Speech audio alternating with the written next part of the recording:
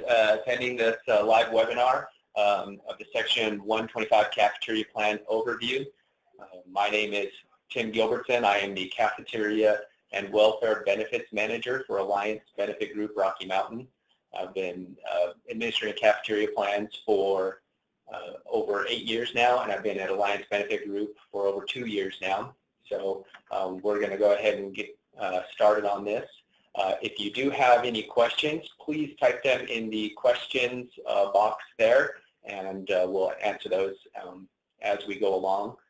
The webinar is scheduled for about 30 minutes. I'm planning on it running about 25 minutes with 5 minutes per question. So if you do have questions, please feel free to ask them. It's very much an open forum webinar here. So a couple of things we are going to be talking about here. We're going to do some very broad broad overviews of what cafeteria plans are. We're going to talk, of course, about what 125 and cafeteria plan is, go into the premium only plan designs, or POP, answer some commonly, address some common problems to avoid when you're setting these up, then move into what to expect when you're transitioning from a POP to a full cafeteria plan, and then finish up with some important things you should know when designing cafeteria plans. So we'll go ahead and get started on this. What is Section 125 and why do we call it a cafeteria plan? Very simply, Section 125 is a section of the IRS code that outlines how employers may offer medical and welfare benefits on a pre-tax basis. This is 401k is the section of the code that deals with retirement. 125 is the section that deals with cafeteria plans. Now, what are medical and welfare benefits? Pretty much any benefit that you offer in your benefit package that's not a retirement benefit. So a lot of these include, the most common ones, are group health insurance, dental, vision, cancer, your auxiliary insurance coverages such as Aflac, Humana, some of those, your life insurances, your accidental death and dismemberment coverages, and of course your fringe benefits that are your FSA, HRAs, and HSAs. But why do we call them cafeteria benefits? Well, just like the cafeterias that you may have at your work or school, when you walk in there, you can choose what you want to eat when you want to eat it. They don't just hand you a plate and say, here's what you're eating today, and you have to eat it all. You get to choose what you want and when you want to do that. The same thing, and it happens in a welfare benefit cafeteria plan. You get to choose what benefits you want to have when you want to have them. So the example there is if you don't want to have the group health insurance, but you want to enroll in vision insurance, you can do that. You don't have to enroll in one in order to get another. Giving a real life example of this, in order to introduce how to set up a POP plan, we pulled an actual client that that Alliance Benefit Group has done the cafeteria plan for in real life. We have changed the names to protect their privacy, of course, but this is a great way for us to move into how to set up a POP plan. So we're going to start with Mr. Duguid, who is the president of Widgets, Inc., a company with 140 employees. He hires Jane to work for him at Widgets, Inc. Now, Jane came from Mega Company, a larger company that has thousands of employees, but they also sponsor a cafeteria plan. Jane starts asking Mr. Duguid to set up a cafeteria plan for Widgets, Inc., but Mr. Duguid didn't know much about cafeteria plans, and he also didn't think that Widgets, Inc. needed one because he was already offering a pretty solid health insurance plan. The company was paying a portion of those premiums for the employees, and what the employees had to pay was being withheld from their paychecks, albeit on an after-tax basis. So when they approached Alliance Benefit Group, they asked, could a cafeteria plan help Widgets, Inc.? We said yes. A premium-only plan, or a POP, could make a big difference for Widgets, Inc. Under a POP, the employees would now get their share of the premiums withheld from their paychecks on a pre-tax basis. Widgets, Inc. would also save money because they would not have to pay FICA and FUTA taxes on their employees' contributions. Now, FICA, of course, is your federal and FUTA is FICA and FUTA are your federal taxes. There are more taxes that they can save, but those are the ones that we kind of address to keep things simple. So what kind of tax savings could their employees enjoy? Well, this is a graph or a table that we show that shows the significant amount of tax savings that employees can have under a cafeteria plan. You see we have two columns here. One is without a POP plan in place, and one is with a POP in place. As you see, the big difference is on that second column, the employee's premiums are withheld on a pre-tax versus a post-tax, which in the first column is down towards the bottom. As you see in the third column, or the third row there, the taxable wage between the two plans is significant. And without a POP, they're being taxed on $45,000 annually, versus with a POP, they're only getting taxed on $39,500. And we run everything at an estimated 28% tax bracket. That will all obviously change with every employee depending on their deductions and withholdings. But with an estimated 28% tax bracket, the difference in taxes that they're paying will end up being about $1,540 per employee in this example.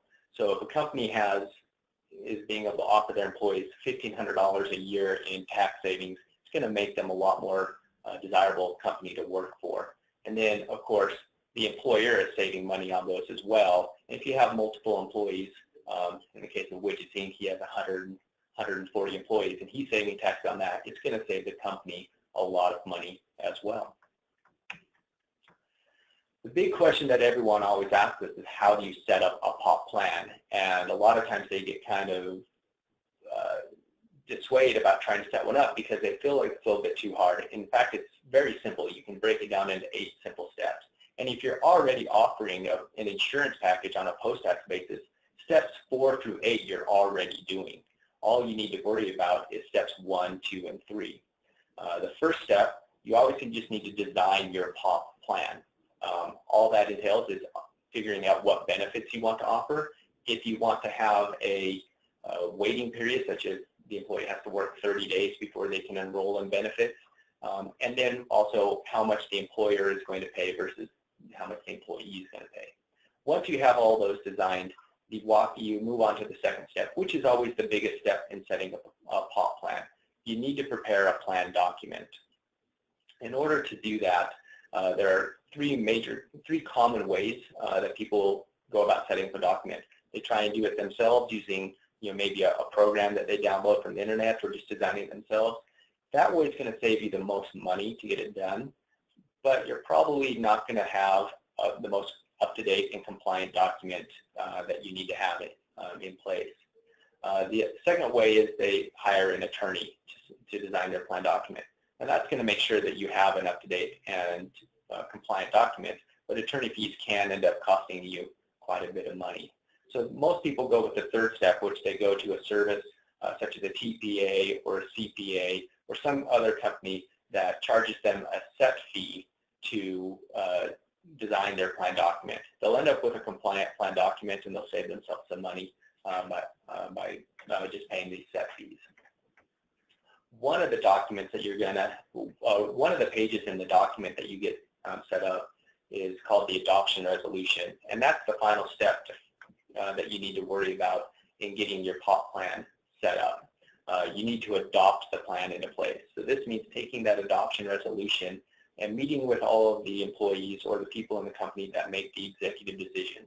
It could be a board of director or the partners, just the owners, or maybe even just yourself. But as long as you meet with everyone who can make the executive decisions, you go over the documents, all agree that you're going to start offering this, and you sign the adoption resolution page, that finalizes your POP in place, and you can now start offering your benefits on a pre-tax basis.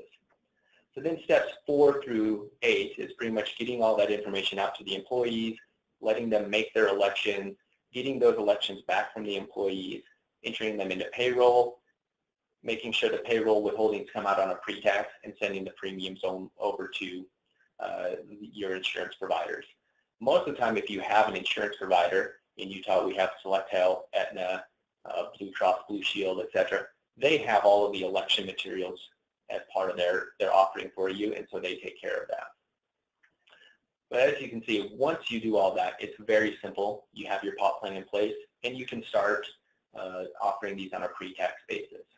And some people get kind of worried about these documents, and they try and skip steps, which ends up giving their plan what we call a non-cafeteria plan. And there's a couple warning signs you need to worry about when doing this. So we're going to go back to Mr. Dogood. Let's say he likes the POP plan, but he didn't want to draft the documents or get them approved by the board. So he starts cutting corners, and he just goes down and tells payroll to start withholding all of the premiums on a pre-tax basis. He thinks, who's going to know? Well, the IRS is going to know.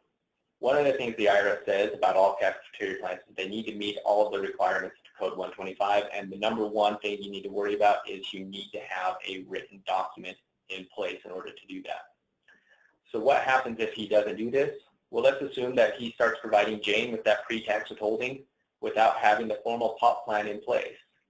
So Jane is saving money, getting all of those tax savings, and then Widgets Inc. is also saving FICA and FUTA taxes on Jane's withholdings.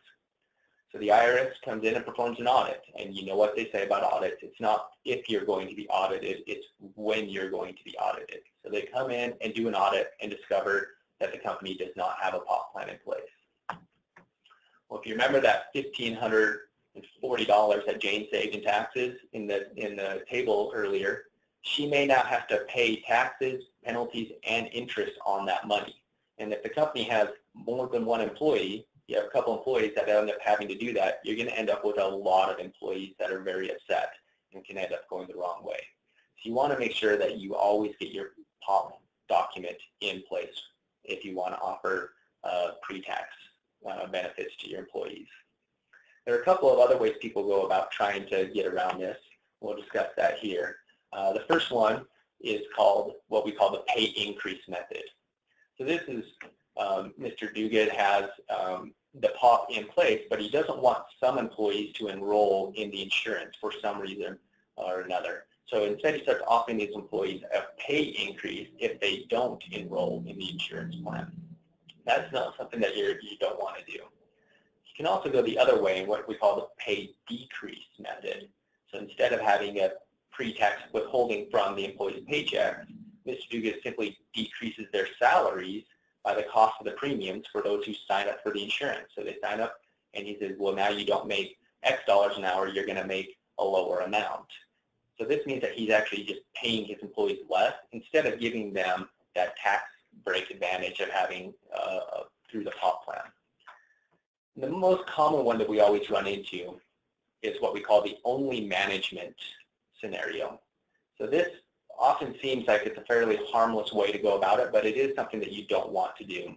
So in this situation, Mr. Dogood wants to get his upper management employees a perk. So he has Widgets Inc. pay 100% of their premiums for the upper management employees, while any employee who's not upper management has to pay 30% of the premiums, and Widgets Inc. is paying the remaining 70%.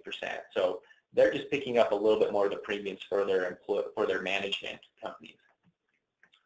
All of these scenarios are wrong, and they can get your company in trouble. They either don't follow the Code 125 or they're deemed as discriminatory. You want to be careful of that because discrimination can get you into a lot of trouble. So once you get your POP plan in place, a lot of companies after a few years want to move on to what's called a full cafeteria plan.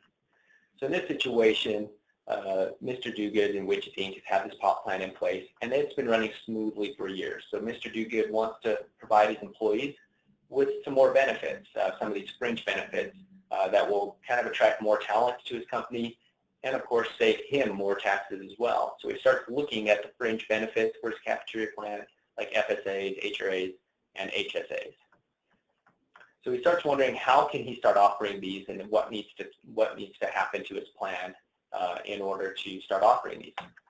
Well, switching from a POP to a full cafeteria plan is very, very easy. Once you decide you want to start offering these, of course, you design your plan on how you want to offer them and put them into place. Now, once you start offering these new fringe benefits, the company no longer offers only premiums anymore. So having a premium-only plan document is no longer going to work for you. To fix this, you just go back to whoever drafted your document and ask them to either amend the document or redraft the document to become a full cafeteria plan and incorporate these new benefits. And then you have to start offering these benefits, of course. Now this tends to run into, a lot of companies run into a couple of problems. There's a lot of rules when offering these fringe benefits. In this situation, Mr. Duguid realizes that these fringe benefits are a lot of work, and he now needs to hire some new employees and train them on how to manage these fringe benefits. Managing FSAs, HRAs, and HSAs can require a lot of work. In his situation, it almost seems like it's too much work. So what do you do in that situation? Well, that's where you start looking at TPAs, such as Alliance Benefit Group. TPAs, or third-party administrators, are a great way for companies to afford offering these fringe benefits to their employees. Instead of hiring and training employees to manage FSAs, they can pay a TPA to manage it for them. And oftentimes, what the TPA will charge them is a lot less than even the cost of hiring and training a new employee for a year. So that's how you go from a POP plan to a cafeteria plan. It's a very simple method. If you have somebody that you're working with that can help you out, it's a very simple process to do. A couple of important things we want to finish up with is important things to know when you're setting up and designing a cafeteria plan. Number one question we always ask is, can my company offer a cafeteria plan? And the answer is always yes. Any employer can sponsor a cafeteria plan for its employees, no matter what its size. If you have 1 employee, you can offer a cafeteria plan. If you have 1,000 employees, you can offer a cafeteria plan. If you're a government entity or a nonprofit, or an S Corp, a partnership, or a C Corp, you can always offer a cafeteria plan for your employees. And you need to understand that employees and owners are separate when it comes to cafeteria plans. There are some people who cannot participate in cafeteria plans, and that's always the second question we get. Who can participate in my cafeteria plan? The rules state that only employees of the sponsoring employer can participate in the cafeteria plan, so that excludes some people. Some of those people are, of course, self-employed individuals. If you're self-employed, you own your own company, you're an owner, so you cannot participate in your cafeteria plan. But if you have employees under you that work for you, they can participate in a cafeteria plan. Partners in a partnership run into the same thing. The partners are the owners of the partnership, and they cannot participate in cafeteria plans, but the employees under them can. More than 2% shareholders in an S Corp. This is always kind of the biggest one that we run into. If you have more than 2% ownership in an S Corp, you are not allowed to participate in a cafeteria plan. And also, if you have family members that work for you, the rules say that family members of more than 2% shareholders are considered shareholders by proxy, and they can be excluded from participating as well. Now, there are some rules and exclusions on that. You'll want to talk to whoever's helping you set up your cafeteria plan. You can talk about that because there are ways to get around that, but that is the general rule of thumb, so you need to be aware of that. Another question we always get is, can we exclude certain employees from participating? And the answer is yes. There are some employees that you can exclude as long as they're part of a certain demographic. Some of the most common exclusions that you run into are part-time employees are excluded from participating, leased employees that you get from a temporary staffing agency or whatever would also provide you with your temporary or seasonal employees. You can exclude those as well. And then employees that are part of a union or a collective bargaining agreement can be excluded from participating in your cafeteria plan. There are certain employees that you should not exclude from a cafeteria plan. The most common ones are employees that work for a specific division, such as management versus labor, or if they work in an off-site location, you can't exclude them for just being in a different area of the company. There is the exception, of course, if that specific division is also covered or made up solely of employees covered under a collective bargaining agreement or a union, then of course they can be excluded under that rule. Another one is if you have employees that do not make a certain dollar amount. So if you have employees that make less than $100,000, you only want to offer insurance to employees that make more than that each year. You cannot do that. As long as they meet that full-time or eligible requirement, you want to be able to offer them insurance participation in the cafeteria plan. Employees that are not management, we talked about that a little bit earlier in the specific division section. Once again, you can't exclude non-management from management when you are setting up a cafeteria plan.